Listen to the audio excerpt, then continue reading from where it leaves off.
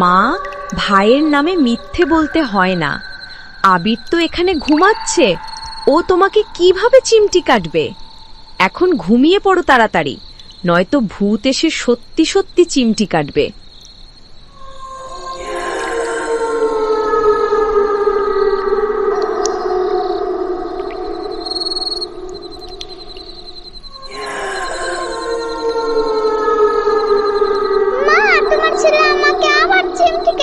তুমি এখন ওকে মারো না, সাদিয়া মনে হচ্ছে ঘুমাতে দেবে না। দাঁড়া, আমি আছি। সাদিয়া, কি হচ্ছে সব? সারাদিন তো ভাইয়ের পিছনে লেগে থাকো, এখনো না ঘুমিয়ে বানিয়ে বানিয়ে ভাইয়ের নামে বিচার দিচ্ছ। আর একবার যদি চিৎকার করো তাহলে এই লাঠি আমি তোমার পিঠে ভাঙব। অনেক রাত হয়েছে, ঘুমাও এখন। আম্মু দেখো, ভাই আমাকে সত্যি চিমটি কেটেছে। আরে, তোমার পায়ে তো মনে হচ্ছে কিছুতে আঁচড় দিয়েছে।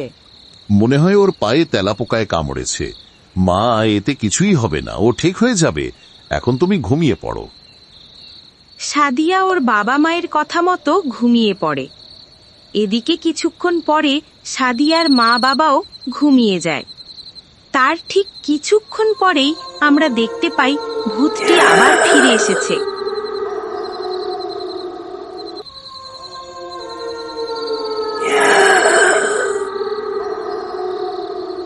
বন্ধু, তুমি কি দেখেছো? ভূতটি আবারও সাদিয়ার পায়ে চিমটি কেটে পালিয়ে গেল। এখন সাদিয়ার পা দিয়ে রক্ত ঝরছে, কিন্তু সাদিয়া এবার আর ওর মা বাবাকে ডাকার সাহস পাচ্ছে না। সাদিয়া মনে হয় ভাবছে, এখন যদি ওর মা বাবাকে ডাকাডাকি করে তাহলে হয়তো ওর মা বাবা ওকে খুব মারবে। তাই সাদিয়া জানালা বন্ধ করে দিয়ে আবারও ঘুমিয়ে পড়ল।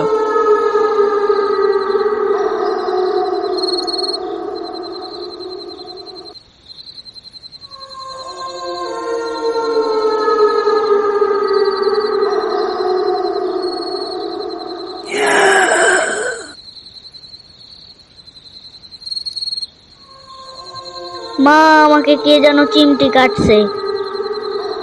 সাদিয়া, তুমি কি ভাইকে চিমটি কেটেছ? সাদিয়ার কোনো সাড়া শব্দ না পাওয়ায় সাদিয়ার মা বুঝতে পারেন সাদিয়া এখন ঘুমিয়ে পড়েছে। তাই তিনি ওকে আর ডাকাডাকি না করে জানালাটি বন্ধ করে দিলেন। বাবা, তোমার পায়ে মনে হয় তেলাপোকায়